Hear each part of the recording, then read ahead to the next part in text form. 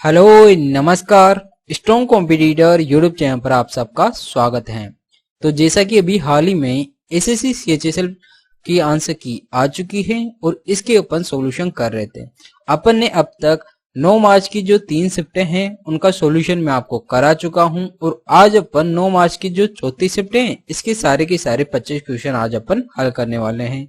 और उन क्वेश्चनों को एग्जाम में किस तरह अटेंड करना होता है, किस क्वेश्चन में कितना टाइम लगाना होता है और किस ट्रिक से हल करना होता है, ये सारे तरीके आज मैं आपको बताने वाला हूँ। ठीक है, तो आज का वीडियो अपन स्टार्ट करते हैं।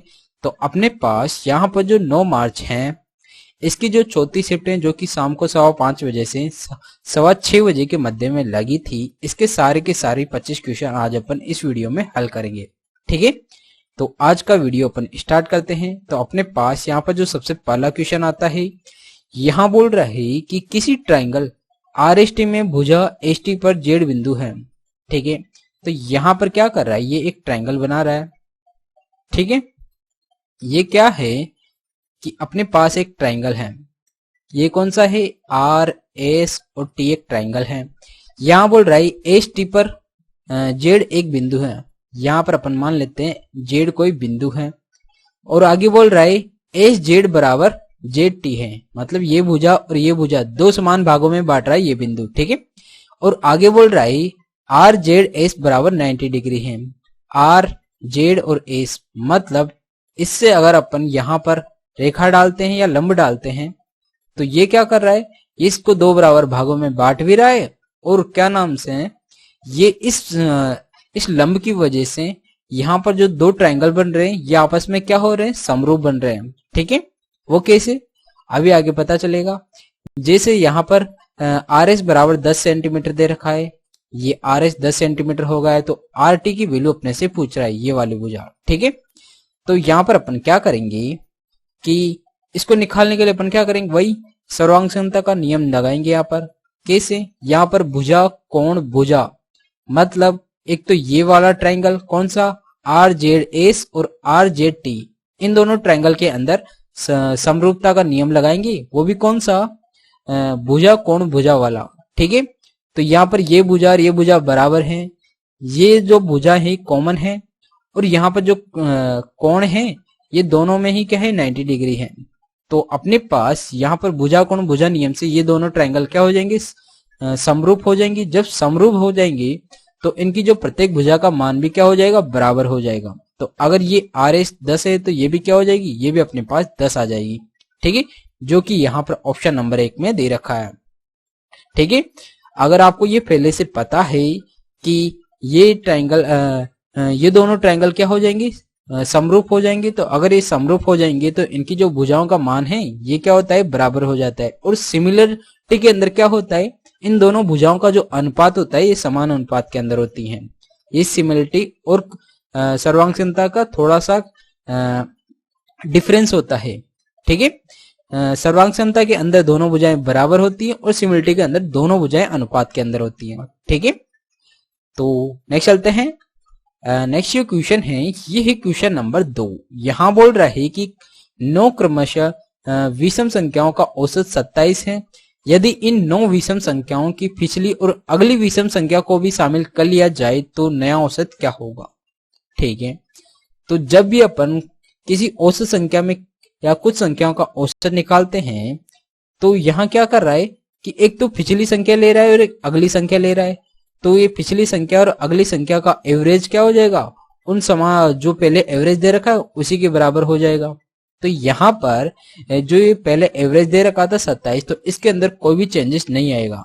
जैसे अपन छोटा सा एग्जांपल के लिए मैं आपको बता देता हूँ, अपने पास क्या दे रखा है, 3 4 5, ये 3 संख्या दे रखी है जो कि क्या है कि अपने पास इनका एवरेज 4 दे रखा है। अगर इसके अंदर इधर क्या करें, इधर 2 जोड़ दे और इधर 6 जोड़ दें तो इसके एवरेज के अंदर कोई भी फर्क नहीं पड़ेगा, एवरेज हमेशा समान ही रहेगा। ठीक है, इसी प्रकार यहाँ पे हो रहा है, यहाँ पे क्या कर रहा है कि 9 विषम संख्याएं दे रखी है, एक तो पिछली संख्या जैसे ये और एक अगली संख्या जैसे ये दोनों यहाँ पर जोड़ रखा है, तो इसके एवरेज के अंदर कोई भी चेंजेस नहीं आएगा। ये इसी प्रकार इसके अंदर 27 एवरेज दे रखा है, तो इसका यहाँ पर जो नया एवरेज होगा ये भी कितना हो जाएगा, 27 हो जाएगा। ठीक है, तो इस प्रकार यहाँ पर ऐसे क्वेश्चन को हल करना होता है। ठीक है, आपको क्वेश्चन को देखते ही पता चल जाना चाहिए कि इसके एवरेज में कुछ भी चेंजेस नहीं होगा, जो 27 दे रखा है नया एवरेज भी यही होगा, तो इस पे टिक मार के आप तुरंत आगे बढ़ सकते हैं। ठीक है, नेक्स्ट चलते हैं। नेक्स्ट जो क्वेश्चन है यहाँ पर ये सिंप्लीफाई कर रहा है और ए और बी की वैल्यू पूछ रहा है अपने से। ठीक है, तो यहाँ पर अपन इसको सिंप्लीफाई करते हैं। सबसे पहले अपन भागल करते हैं, तो यहाँ पर भागल किया तो ये कितना आ रहा है 2 5 2 दूना 10 हो रहा है, ये तो 2 पंजे 10 हो रहा है ऊपर, और नीचे पहले ब्रैकेट हल करेंगे तो 12 का भाग 36 में दिया तो कितना आएगा 3 आ जाएगा। तो यहाँ से ए की वैल्यू तो कितनी आ रही है 10/3 आ रही है, और बी की वैल्यू क्या हो जाएगी, इसको हल किया तो ये भाग हल करेंगे तो 1/3 इंटू 5, तो यहाँ पर कितना हो जाएगा 5/3 हो जाएगा, प्लस 12 में से 5 गया तो 7। ठीक है, तो ये 21 और 5 कितना हो रहा है 26/3 हो रहा है यहाँ पर ऊपर वाले को हल करने पर। ठीक है, और नीचे वाला हल करेंगे, यहाँ पर कितना आएगा 3 आएगा, 25 से 75, तो ये हो जाएगा अपने पास 75, और ये 6 से 6 कट जाएगा, ये दोनों कट जाएंगे, तो अपन में क्या आएगा 75, तो 75 को अपन इसके नीचे लिख सकते हैं। ठीक है, तो अपने पास एक तो क्या संख्या है, ये तो अपने पास किसका मान आ गया, बी का मान आ गया, और ए का मान ये दे रखा है, दोनों को जोड़ेंगे तो 10/3 प्लस ये हो जाएगा अपने पास 26/3 इंटू 75। ठीक है, इन दोनों का लघुत्तम लेंगे अपन, तो ये कितना आएगा 3 इंटू 75, मतलब इनको गुणा करने पर कितना आ रहा है यहाँ पर 225 आ रहा है। ठीक है, तो यहाँ पर इसको लघुत्तम लिया तो 225 में 3 का भाग दिया 75 को 10 से मल्टीप्लाई किया तो ये कितना हो जाएगा 750 हो जाएगा, और यहाँ पर 26 दे रखा है। ठीक है, तो अब इसका मान कितना हो जाएगा, ये हो जाएगा अपने पास ये हो जाएगा 6 5 2 7 776 अपॉन कितना हो जाएगा, ये 225 हो जाएगा, जो कि यहाँ पर ऑप्शन नंबर 1 में दे रखा है। ठीक है, तो इसको आपको सिंपली थोड़ा सा इस प्रकार हल करके तुरंत आगे बढ़ जाना था। इसके अंदर कुछ स्टेप वर्बली हल करके आप, जैसे यहाँ पर अपन ने इसको थोड़ा सा वर्बली हल कर लिया है, इसको भी अपन थोड़ा वर्बली हल करके थोड़ी ही स्टेप लिखते हैं वहां पर एग्जाम के अंदर, आपको इतनी सारी स्टेप लिखने की कोई जरूरत नहीं होती। ठीक है, मैं आपको समझाने के लिए थोड़ा सा इतना डीप में बताया, बाकी आपको एग्जाम में इतना करने की कोई जरूरत नहीं होती। ठीक है, नेक्स्ट चलते हैं। नेक्स्ट जो क्वेश्चन है ये है क्वेश्चन नंबर 4। यहाँ बोल रहा है कि एक जीवा सी डी द्वारा एक वृत्त के केंद्र पर अंतरित कोण 180 डिग्री है। यदि इस वृत्त की त्रिज्या 14 सेंटीमीटर है तो जीवा सी डी की लंबाई क्या होगी। ठीक है, ये अपने पास क्या है, एक सर्किल है, और यहाँ पर सी डी द्वारा एक वृत्त के केंद्र पर 180 डिग्री का कोण बना रहा है। तो यहाँ पर ये वृत्त का केंद्र है, इस पर 180 का डिग्री का कोण कब बनेगा, जब ये जीवा क्या होगी अपने पास, ये जीवा अपने पास व्यास के रूप में होगी, तभी यहाँ पर 180 डिग्री का कोण बना पाएगी। ठीक है, तो यहाँ पर इसकी त्रिज्या कितनी है, तो इसकी त्रिज्या अपने पास 14 सेंटीमीटर दे रखा है, तो इसकी लंबाई पूछ रहा है अपने पास सीडी की, तो सीडी की लंबाई पूरी कितनी हो जाएगी, ये व्यास है तो व्यास कितना हो जाएगा अपने पास 28 हो जाएगा, तो ये अपना क्या हो जाएगा राइट आंसर हो जाएगा, जो कि ऑप्शन नंबर 3 में दे रखा है। तो इस प्रकार करके आपको तुरंत आगे बढ़ जाना था। नेक्स्ट चलते हैं। नेक्स्ट जो क्वेश्चन है ये है क्वेश्चन नंबर 5, और ऐसे बार ग्राफ वाले क्वेश्चन आपको हर एग्जाम में देखने को मिल जाते हैं। और ऐसे क्वेश्चन को अपन क्या करते हैं, सबसे पहले जो डायग्राम के नीचे जो लाइन होती है वही अपना मेन क्वेश्चन होता है, और से आपको कोई मतलब नहीं होना चाहिए। यहाँ ये लाइन बोल रही है कि ए द्वारा रेफ्रिजरेटर का कुल उत्पादन, तो ए द्वारा कितना उत्पादन हो रहा है, यहाँ पर 300 हो रहा है। ठीक है, ई द्वारा रेफ्रिजरेटर के उत्पादन का, ई कितना है यहाँ पर 60, तो का इसके साथ आ रहा है, तो का वाली संख्या क्या आएगी नीचे आएगी, तो 60 नीचे आ जाएगा। परसेंटेज पूछ रहा है तो 100 से मल्टीप्लाई कर देंगे। 10 से 106 से काटा 5 बार, तो परसेंटेज के रूप में कितना आ रहा है, ये 500% के रूप में आ रहा है।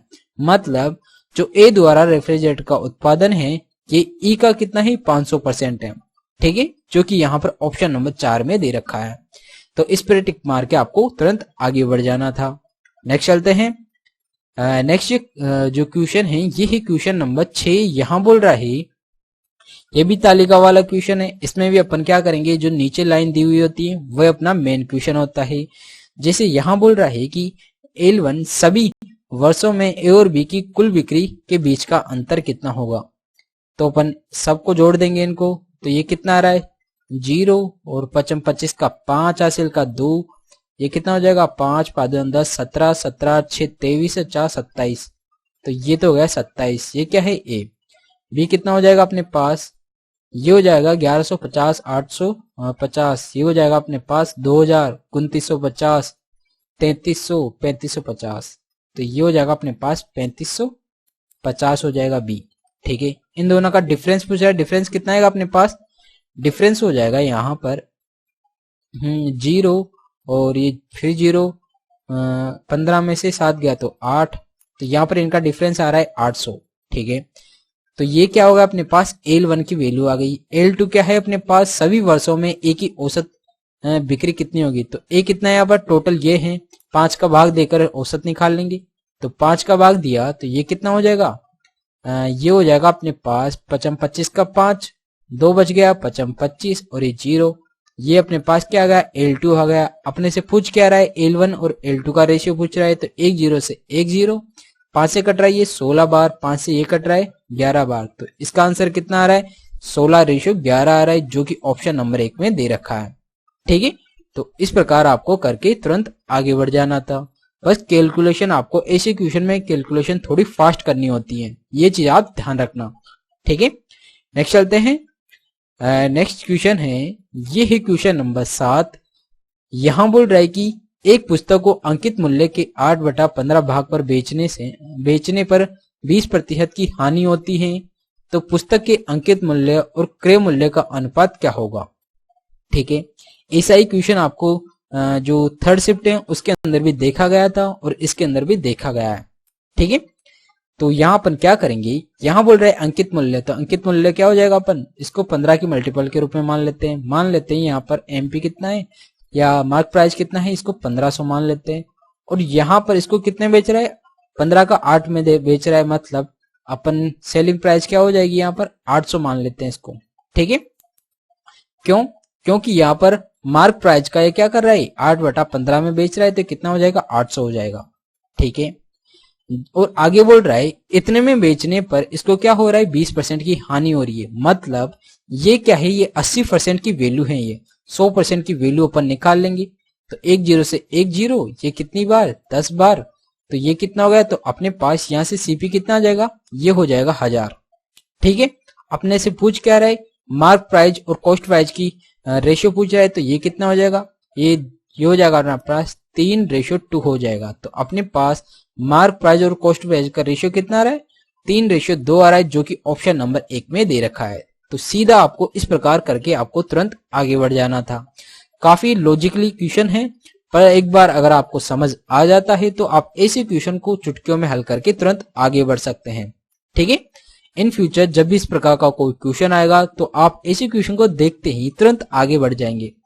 ठीक है, मैं आपको तरीका ही सबसे आसान बताता हूं, ताकि इन फ्यूचर जब भी इस प्रकार का कोई क्वेश्चन आएगा तो आप उस क्वेश्चन को चंद सेकंडों में हल करके तुरंत आगे बढ़ सकें। ठीक है, तो नेक्स्ट चलते हैं। नेक्स्ट जो क्वेश्चन है ये है क्वेश्चन नंबर 8, और इसे क्वेश्चन में भी अपन क्या करेंगे, सबसे पहले डायग्राम के नीचे जो लाइन दी हुई होती है उसको पढ़ेंगे, वही अपना मेन क्वेश्चन होता है। जैसे यहाँ बोल रहा है सभी स्कूलों में खेल डी, तो यहाँ क्या है, एक तो डी है और एक ई है। डी में भाग लेने वाले खिलाड़ियों की कुल संख्या, तो डी में भाग लेने वाले तो जो डार्क कलर में है वो क्या है डी है, इन सबको योग कर लेंगे, तो 2 और 8 10, यहाँ पे 0 है, 10 और 2 12, और यहाँ पर कितना है 2 और 8 10, 10 और ये कितना है ये 8 है 18, 18 4 22, 22 और ये कितना हो गया 22 का हो जाएगा अपने पास 2 हो जाएगा। ठीक है, और हासिल का 2, 9 और 2 11, 11 और 7 18, 18 और 6 24, 24 और 8 32, 32 और 5 37, 37 और 11 कितना हो जाएगा 37, 47, 48, 48 और 11 कितना हो जाएगा, ये हो जाएगा अपने पास 49 हो जाएगा ये। ठीक है, यही होगा ना, 11, 11 और 7 18, 18 और 6 24, 24 और 8 32, 32 और 5 37, 37 और 11 कितना होगा 48 होगा, 48 और 11 कितना होगा नहीं इसको नहीं जोड़ेंगे, इसको भी जोड़ेंगे तो ये 48 होगा एक्चुअली, ना कि 49 होगा। ठीक है, हाँ 482 हो गया ये कौन सा, डी वाला भाग को जोड़ने पर। और यहाँ आगे बोल रहा है सभी स्कूलों से खेल ई में भाग लेने वाले खिलाड़ियों की कुल संख्या का मतलब जो ई में है इनको जोड़ देंगे अपन। ये कितना आ रहा है, 5 5 2 7 7 2 9 9 और यहाँ पर 4 13 13 और 6 21 21 और 8 कितना हो जाएगा, ये 29 हो जाएगा ये। ठीक है, कितना आ रहा है ये, 5 2 7 7 2 9 9 4 13 13 और 6 19 19 और यहाँ पर 8 दे रखा है। ठीक है, तो 19 और 8 कितना होता है, 19 8 27 होता है। ठीक है, और आगे क्या दे रखा है यहाँ पर, 14 2 16 16 10 26 26 और 8 कितना हो जाएगा, 26 और 8 हो जाएगा 34 34 और 10 44 44 और 9 53 53 और 11 कितना हो जाएगा, 63 और 64 हो जाएगा ये। ठीक है, यहां पर परसेंटेज के रूप में पूछ रहा है तो 100 से मल्टीप्लाई कर देंगे। ठीक है, तो यहाँ कितना आ रहा है, एक्चुअली ये कटेगा, कितना होगा ये, 5 5 2 7 7 2 9 9 4 13 13 6 19 19 और 8 27। ठीक है, तो यहां अपन क्या करेंगे, इसको लगभग 2 से काट लेते हैं। ठीक है, तो इसको लगभग 2 से काटेंगे। यहां पे एक्चुअली क्या है, ये 6 है ना कि 5, तो यहां पर ये कितना हो जाएगा, ये 8 हो जाएगा। ठीक है, अब ये 2 से कट रहा है तो 2 से 2 बार, ये 4 बार, ये 1 बार, ये 2 से कट रहा है, ये 3 और ये 2 और ये 4। ठीक है, अब यहां पर अपन क्या करेंगे, इसको थोड़ा सिंप्लीफाई करने के लिए इस एक को अपन 0 मान लेते हैं। ठीक है, तो अभी आप आसानी से कट जाएगा, 6 से कट रहा है, 4 से कट रहा है कितनी बार, 60 बार, ये 4 से कट रहा है 8 और 1। ठीक है, अब इसको अपन 81 की जगह 80 मान लेंगे, है ना, तो ये क्या हो जाएगा अपने पास, कट रहा है 1 0 से, ये 1 0 कट रहा है और ये कितनी बार, ये 3 बार और ये 4 बार, तो 4 को 100 से काटा, ये कितनी बार, 25 25 दिया 75।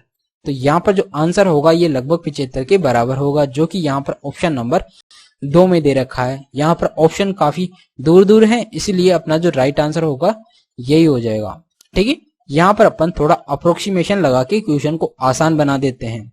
ठीक है, इसी प्रकार आपको एग्जाम में करना होता है। एग्जाम में आप कैलकुलेशन थोड़ी हार्ड होती है, उसको अप्रोक्सीमेशन के तरीके से हल करते हैं ताकि कैलकुलेशन काफी आसान हो जाए, क्योंकि जिस क्वेश्चन के अंदर कैलकुलेशन हार्ड होती है उसके अंदर जो ऑप्शन अगर आप देखेंगे तो वहां पर ऑप्शन के अंदर काफी दूर दूर ऑप्शन होंगे, तो अपने जो आंसर हैं अप्रोक्सीमेशन करने पर आपका जो आंसर है काफी आसानी से समझ आ जाता है कि कौन सा आंसर अपना राइट होगा। ठीक है, तो उस पर टिक मार के अपन आगे बढ़ जाते हैं, तो ये चीज आप ध्यान रखना। नेक्स्ट चलते हैं, नेक्स्ट क्वेश्चन है, ये है क्वेश्चन नंबर 9। यहां बोल रहा है कि एक्स वाई जेड, ठीक है, ये होगा अपने पास ट्राइंगल एक्स वाई जेड होगा, ये एक्स राइट एंगल ट्राइंगल है, तो ये क्या हो जाएगा अपने पास, एक राइट एंगल ट्राइंगल हो जाएगा, एक्स वाई और जेड हो जाएगा। और आगे बोल रहा है वाई एन एक्स जेड पर लंबवत है, तो यहां से एक लंब डाला गया है, ये हो गया अपने पास वाई एन। ठीक है, और यहां बोल रहे एक्स वाई बराबर 30 सेंटीमीटर, ये 30 हो गया, एक्स जेड बराबर 34 हो गया, ये अपने पास कितना हो गया, 34 हो गया। वाई एन की वैल्यू अपने से पूछ रहा है। ठीक है, ये 30 है, ये 34 है, तो ये कितना होगा, यहाँ पर ट्रिपलेट बन रहा है। कौन सा ट्रिपलेट बन रहा है यहाँ पर, ये 8 15 17 वाला ट्रिपलेट बन रहा है, ये इसका जस्ट दुगना हो रहा है 8 15 17 वाला, तो यहाँ पर 8 का दुगना कितना हो जाएगा, 16 हो जाएगा। ठीक है, अब ये वाला आ गया अपने पास, तो अपने पास वाई एन का मान क्या होता है, एक्चुअली वाई एन बराबर हो जाता है यहां पर एक्स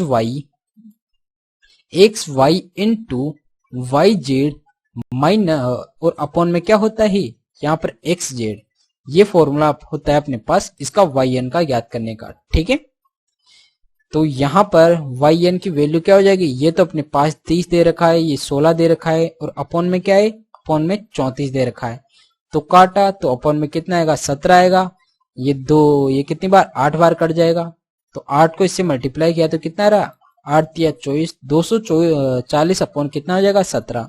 तो वाई एन की वैल्यू कितनी आएगी 240 अपॉन 17 आ जाएगी, जो कि यहाँ पर ऑप्शन नंबर 4 में दे रखा है। ठीक है, बस आपको एक चीज का ध्यान रखना है कि जो वाई एन है ये क्या होता है, ये वाई एक्स वाई और X Y into Y Z और अपॉन में क्या है एक्स जेड का प्रोडक्ट होता है। ठीक है, ये चीज आपको ध्यान रखना है।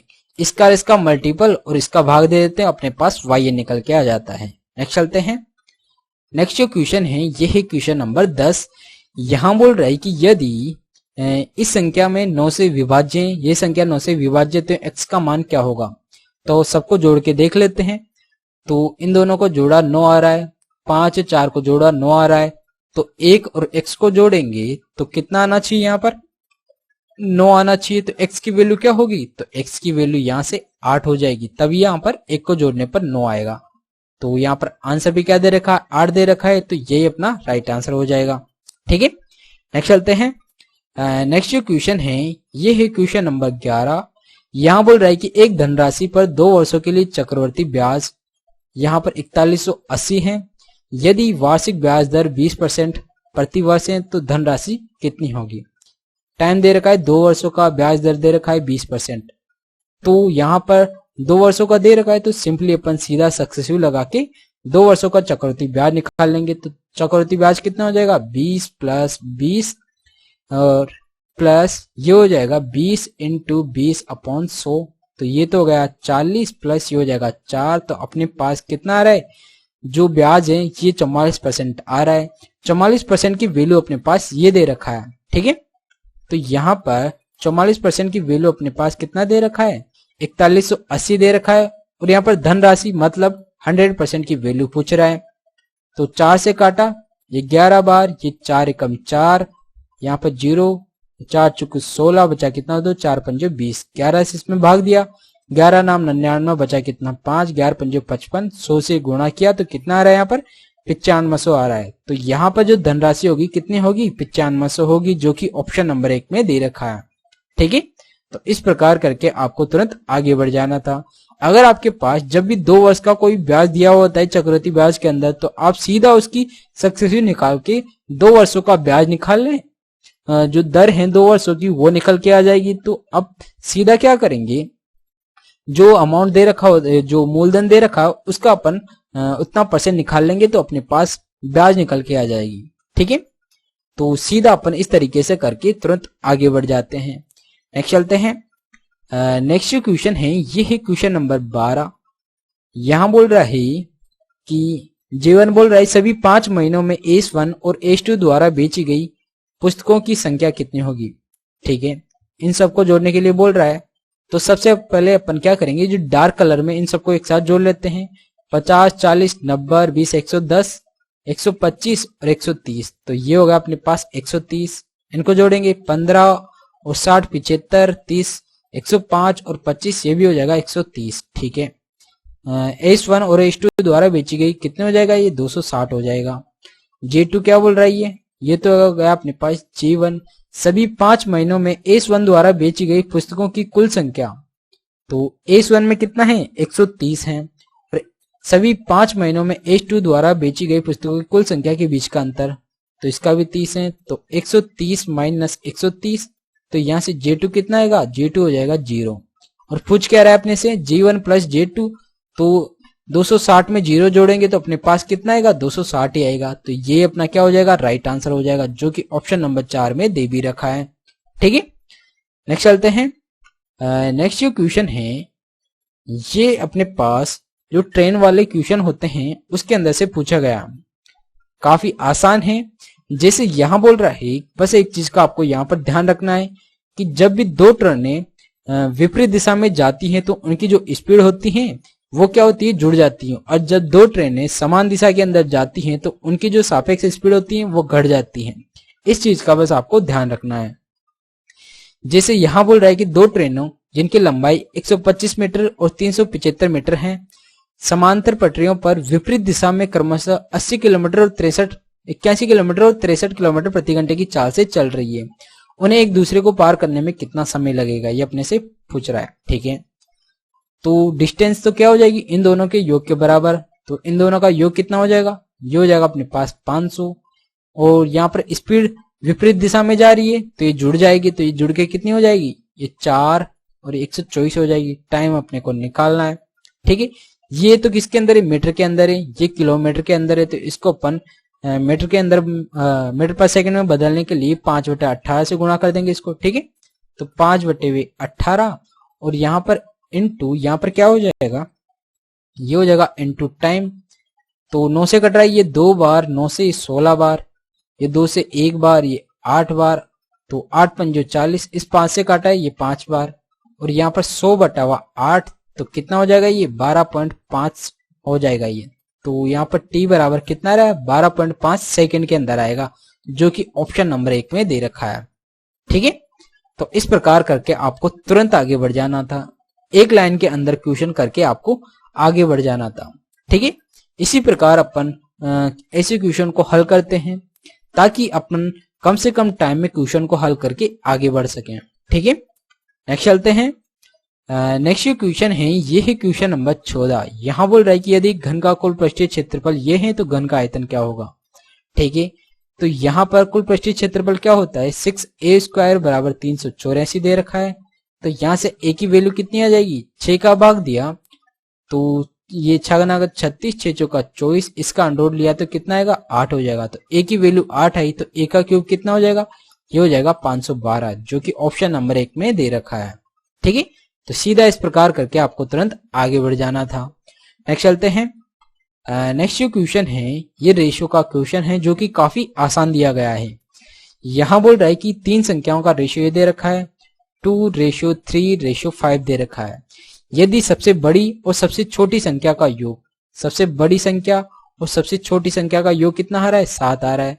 7 की वैल्यू यहाँ पर कितना दे रखा है, 9800 दे रखा है।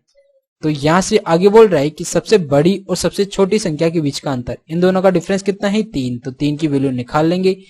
तो यहाँ पर 7 एकम 7, 7 चौक 28, 1400 आ रहा है। 1400 को 3 से मल्टीप्लाई किया तो कितना आएगा, यहाँ पर 4200 आएगा। ठीक है, तो यहाँ पर सबसे बड़ी और सबसे छोटी संख्या के बीच का अंतर कितना हो जाएगा, 4200, जो कि ऑप्शन नंबर 3 में दे रखा है। ठीक है, तो इस प्रकार करके आपको आगे बढ़ जाना था। नेक्स्ट चलते हैं। नेक्स्ट जो क्वेश्चन है ये है क्वेश्चन नंबर 16, और यहाँ बोल रहा है कि एक संख्या को क्रमिक रूप से 20% और 30% बढ़ाने के स्थान पर इसे 22% घटा दिया जाता है तो परिणामी मूल्य आवश्यक सही मूल्य का कितना प्रतिशत होगा, ये अपने से पूछ रहा है। तो काफी ट्रिकी क्वेश्चन है, पर मैं आपको इसको काफी आसानी से समझाऊंगा। जैसे यहां बोल रहा है कि पहले मान लेते हैं कोई संख्या है जो कि 100 है, पहले क्या कर रहा है, 20% बढ़ा रहा है, तो ये कितनी हो गई अपने पास, ये हो जाएगी 20% और 30% बढ़ाया। सबसे पहले 20% बढ़ाया तो इसको अपन क्या लिख सकते हैं फ्रैक्शन के रूप में, 6/5 लिख सकते हैं। फिर 30% बढ़ाया, इसको अपन क्या लिख सकते हैं, 13/10 लिख सकते हैं। ठीक है, तो ये कितना हो रहा है, 50। तो 50 को इससे काटा 2, तो ये हो गया 12 × 13 कितना आता है, ये होता है 156। ठीक है, तो यहाँ पर इन दोनों का सक्सेसिव बढ़ाने पर तो कितना आ रहा है, 156 हो रहा है। और जबकि यहाँ पर यदि इसे 22% घटा दिया जाए तो यहाँ पर अगर 100 की जगह 22% घटा दे तो कितना बचेगा, यहाँ पर 78 बचेगा। ठीक है, तो जो ये परिणामी मूल्य आ रहा है, ये जो मूल मूल्य है, जो ये मूल मूल्य है, इसका कितना परसेंट है, यही पूछ रहा है। जो 78 है ये 156 का कितना परसेंट है, तो ये निकाल लेंगे। ये 1 बार, ये 2 बार कट रहा है, 2 से काटा 100 को, तो यहाँ पर कितना 50%, मतलब जो परिणामी मूल्य है ये मूल मूल्य का 50% है, यही पूछ रहा है, जो कि यहाँ पर ऑप्शन नंबर 2 में दे रखा है। तो इस प्रकार ये क्वेश्चन करना था। आई होप आपको ये समझ में आया होगा। ठीक है, तो अगर आपको ये समझ में आ गया तो वीडियो को लाइक कर दीजिएगा, और अगर आपने अभी तक चैनल को सब्सक्राइब नहीं किया तो प्लीज चैनल को सब्सक्राइब भी कर दीजिएगा। ठीक है, नेक्स्ट चलते हैं। नेक्स्ट जो क्वेश्चन है ये है क्वेश्चन नंबर 17। यहाँ बोल रहा है कि 2 सकेंद्रीय वृत्तों की त्रिज्याएं x और 26 सेंटीमीटर हैं। P और S बड़े वृत्त के बिंदु हैं, Q और R छोटे वृत्त के बिंदु हैं। PQRS एक सीधी रेखा में, QR 40 है। ठीक है, तो यहाँ पर एक तो ये वृत्त हो गया और एक अपने पास ये वृत्त हो गया। ठीक है, दो क्या है यहाँ पर सकेंद्रीय वृत्त है। ठीक है, यहां बोल रहा है कि एक क्या है, एक अपने पास एक ऐसी रेखा है, एक सकेंद्रीय रेखा है जो कि भाववृत्त को तो P और S पर टच कर रही है और जो आंतरिक वृत्त है इसको Q और R पर टच कर रही है। ठीक है, जो कि एक सीधी रेखा के अंदर है। ठीक है, और आगे बोल रहा है कि QR बराबर 40 सेंटीमीटर है, मतलब जो QR है इसकी लंबाई कितनी है यहाँ पर 40 सेंटीमीटर है। तो जब भी अपन केंद्र से इस जीवा पर लंब डालते हैं तो इसको दो बराबर भागों में बांट देता है, तो ये भी 20 हो जाएगा और ये भी 20 हो जाएगा। ठीक है, और आगे बोल रहा है PS बराबर 48 सेंटीमीटर है, ये पूरी 48 है, तो यहां से यहां तक की दूरी कितनी हो जाएगी, ये 24 हो जाएगी। ठीक है, और यहां से यहां तक की जो त्रिज्या है यहाँ पर अपने पास दे रखा है, एक की तो क्या है x है और एक की 26 है। अगर ये 24 है तो ये डेफिनेटली क्या होगी 26 होगी। क्यों, क्योंकि यहाँ पर एक ट्रिपलेट बन रहा है 12 13 5 12 13 का। ठीक है, ये इसका जस्ट दुगना हो रहा है, 5 12 13 का ट्रिपलेट का दुगना हो रहा है यहाँ पर। तो यहाँ पर ये कितना हो जाएगा, ये 10 हो जाएगा लंब। ठीक है, जब ये 10 हो गया तो अपने पास क्या पूछ रहा है x की वैल्यू। तो जो छोटा वृत्त है इसकी त्रिज्या क्या होगी, इसकी त्रिज्या x दे रखा है, ये 20 है ये 10 है, तो अपन x निकाल लेंगे। तो x क्या हो जाएगा, x हो जाएगा अपने पास 20 का स्क्वायर 400, 10 का स्क्वायर कितना हो जाएगा 100 हो जाएगा, और इसका अंडर रूट तो ये कितना आ रहा है 500 हो जाएगा। 500 को अपन क्या लिख सकते हैं 10 रूट 5 लिख सकते हैं। तो अपने पास x की वैल्यू क्या हो जाएगी यहाँ पर 10 रूट 5 हो जाएगी। ठीक है, जो कि यहाँ पर ऑप्शन नंबर 2 में दे रखा है। तो इस प्रकार ये क्वेश्चन करना था। नेक्स्ट चलते हैं। नेक्स्ट क्वेश्चन है, ये है टाइम एंड वर्क का क्वेश्चन है, जो कि हर शिफ्ट के अंदर सेम पैटर्न पर क्वेश्चन पूछा जाता है। ठीक है, चाहे वो कोई सा भी एग्जाम हो, चाहे वो CGL हो, CHSL हो, CGL मेंस हो, चाहे वो CPO MTS हो, कोई सा भी एग्जाम हो, इस पैटर्न पर आपको हर शिफ्ट के अंदर क्वेश्चन देखने को मिलता है।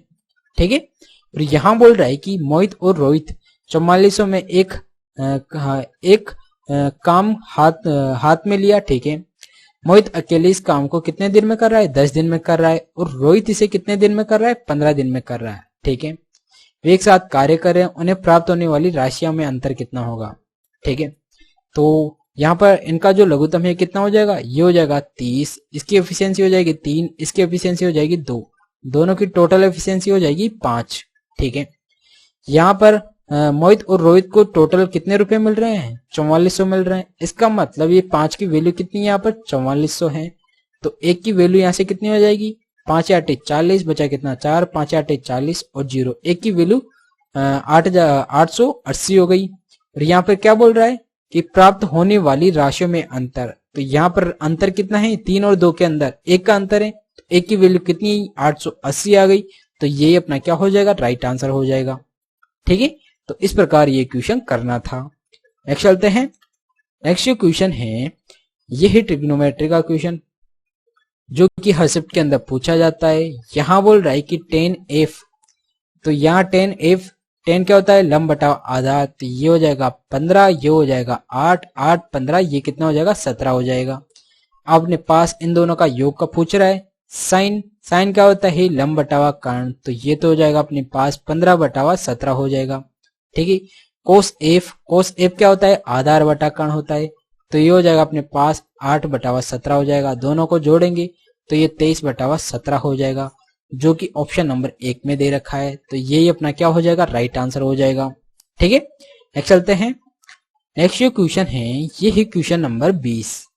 यहाँ बोल रहा है कि एक स्कूल में लड़कियों और लड़कों का औसत भार 30 kg है और 36 kg है। यदि लड़कियों की संख्या लड़कों की संख्या की 2 गुनी है तो स्कूल में सभी विद्यार्थियों का औसत भार कितना होगा। ठीक है, तो बॉयज और गर्ल्स की संख्या कितनी दे रखी है, बॉयज और गर्ल्स की संख्याओं का रेशियो दे रखा है अपने पास 1:2 दे रखा है। ठीक है, और इनका एवरेज भी दे रखा है।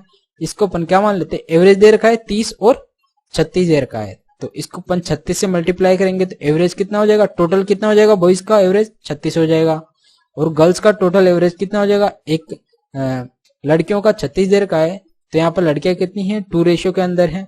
ठीक है, तो ये कितना हो जाएगा अपने पास 30 दूना 60 हो जाएगा, 60x हो जाएगा। तो अपने पास टोटल छात्र ये हो गए। अब इनका एवरेज निकालने के लिए अपन क्या करेंगे, इसका 3 का भाग दे देंगे। क्यों? क्योंकि गर्ल्स और बॉयज की संख्या का जो रेशियो का टोटल कितना है, 3 है, 3x हो जाएगा। तो यहाँ पर इनको जोड़ा है तो कितना आ रहा है, ये 96x आ रहा है, और ये कितना आ रहा है, 3x आ रहा है। x से x कट जाएगा, 3 से काटा 3 और 2, तो इनका जो एवरेज है कितना आ रहा है, 32 आ रहा है, जो कि ऑप्शन नंबर 1 में दे रखा है। ठीक है, आप बिना x के भी कर सकते हैं। नेक्स्ट चलते हैं। नेक्स्ट जो क्वेश्चन है ये है क्वेश्चन नंबर 21। यहाँ बोल रहा है कि X square plus Y square बराबर 29 है, x माइनस वाई 3 है, तो इसकी वैल्यू क्या होगी।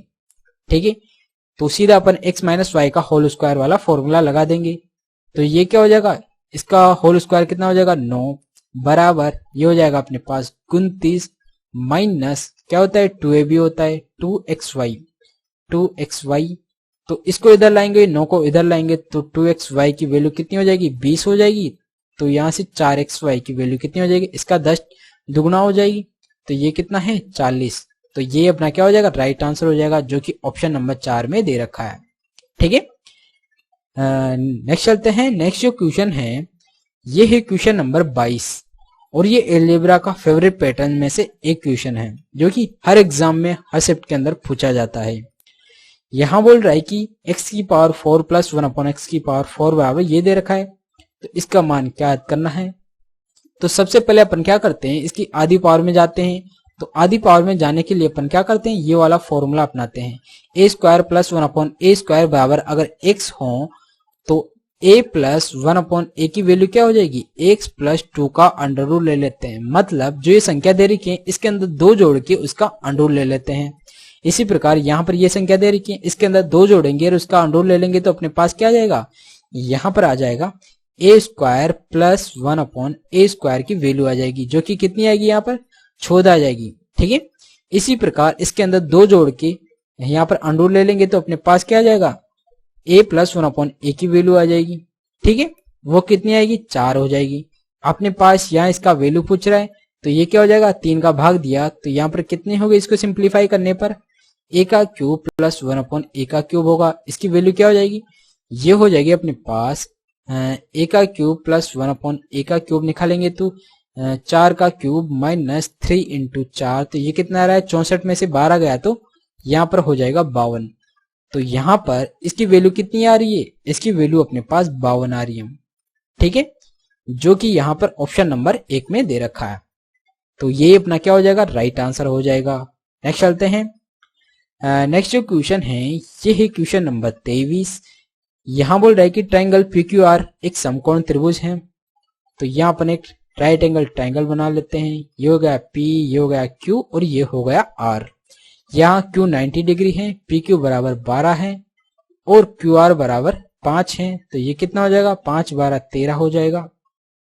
यहाँ बोल रहा है कोट P, तो कोट P तो ये अगर थीटा है तो ये क्या हो जाएगा, आधार हो जाएगा, ये लंब हो जाएगा। तो आधार कितना है यहाँ पर 12 और लंब कितना है यहाँ पर 5 दे रखा है, माइनस 10R, तो यहाँ से R थीटा ये होगा, तो 10R लंब बटावा आधार, तो लंब कितना है 12, आधार कितना है 5, तो ये दोनों आपस में कट जाएंगे, आंसर कितना आएगा 0 आएगा, जो कि ऑप्शन नंबर 2 में दे रखा है।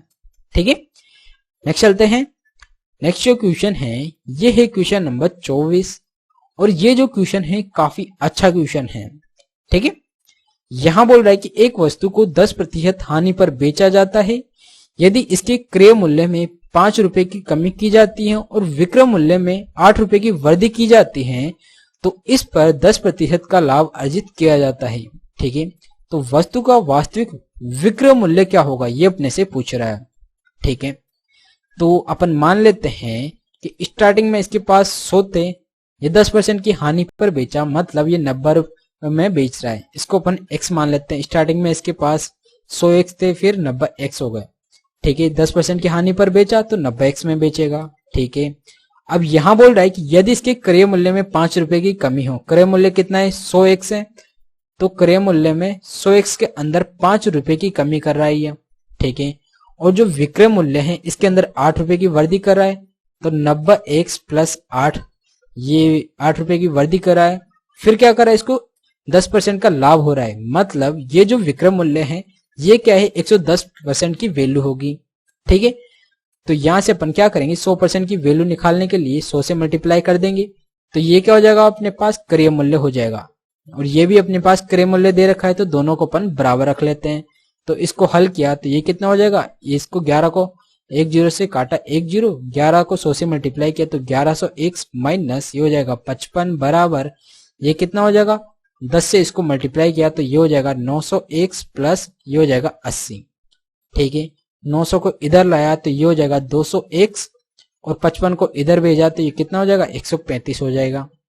तो अपने से पूछ क्या रहा है, यहाँ पर पूछ रहा है कि वास्तविक विक्रय मूल्य, तो वास्तविक विक्रय मूल्य कितना था 90 था। 200 की वैल्यू दे दिया, ये 90 की वैल्यू अपने को निकालना है, तो 200 अपॉन 90 की वैल्यू निकालना है। तो एक जीरो से एक जीरो, 9 से इसको मल्टीप्लाई किया, 9 पंजे 45 का 5 हासिल का 4, 9 तीस 27, 4 31 का 1 हासिल का 3, 9 3 12 अपॉन में क्या है यहाँ पर 20 दे रखा है, तो जीरो का भाग लगाए तो पॉइंट और 2 का भाग लगा देंगे तो ये कितना हो जाएगा, ये हो जाएगा 6 और जीरो, और यहाँ पर कितना आ रहा है पॉइंट, ये हो जाएगा 7, बचा कितना 1, 10 हो जाएगा तो 5 का भाग चला जाएगा। तो यहाँ पर कितना आ रहा है 60.75 आ रहा है। मतलब जो वास्तविक विक्रय मूल्य है ये कितना हो जाएगा 60.75 होगा, जो कि ऑप्शन नंबर 4 में दे रखा है। ठीक है, तो इस मेथड से इस क्वेश्चन को करना था। ठीक है, तो एक्चुअली क्वेश्चन काफी अच्छा है इस पैटर्न का, मतलब इस शिफ्ट का सबसे अच्छा क्वेश्चन ये क्वेश्चन नंबर 24 है। ठीक है, नेक्स्ट चलते हैं। नेक्स्ट जो क्वेश्चन है ये है क्वेश्चन नंबर 25। यहाँ बोल रहा है कि यदि sine B minus cos B बराबर 0 है तो ए प्लस बी का मान क्या होगा। ठीक है, साइन और बी का मान बराबर कब होता है, जब यहाँ पर थीटा बराबर 45 हो, तो ए और बी का मान क्या होगा 45 होगा। तो साइन बी कितना होता है 1/√2 होता है, कोस बी भी कोस 45 भी कितना होता है 1/√2 होता है। तो इन दोनों का डिफरेंस कितना होता है 0 होता है। तो यहाँ पर ए और बी की वैल्यू कितनी होगी, ये हो जाएगी अपने पास 45 और दोनों को जोड़ेंगे तो कितना आएगा 90 आएगा, जो कि ऑप्शन नंबर 2 में दे रखा है। ठीक है, तो इस प्रकार करके आपको तुरंत आगे बढ़ जाना था। तो ये थे आज के 25 क्वेश्चन। तो आई होप आपको ये वीडियो काफी अच्छा लगा होगा। अगर आपको ये वीडियो अच्छा लगा तो प्लीज वीडियो को लाइक कर दीजिएगा, और अगर आपने अभी तक चैनल को सब्सक्राइब नहीं किया तो आप चैनल को सब्सक्राइब भी कर दीजिएगा, जो कि एकदम बिल्कुल फ्री है। ये नीचे राइट कॉर्नर पर रेड बटन है, उसको आपको दबा देना है, उसका बिल्कुल भी पैसा नहीं लगता, एकदम बिल्कुल फ्री है। और मैं आपके लिए बिल्कुल फ्री में ऐसा कंटेंट ला रहा हूँ ताकि आप पेड कोर्स के अंदर इस प्रकार का कंटेंट देखेंगे तो वो भी इससे अच्छा मतलब उससे अच्छा होगा ये वाला कंटेंट। ठीक है, क्योंकि मैं आपको यहाँ पर क्वेश्चन को काफी आसानी से और जितना जल्दी हो सके उतना अच्छा क्वेश्चन कराने की मैं आपको कोशिश करता हूँ। ठीक है, तो आपको क्या करना है, आपको सिर्फ रेड बटन पर दबा देना है। ठीक है, तो आज के लिए इतना ही, तो मिलते हैं एक और नए वीडियो के साथ। सो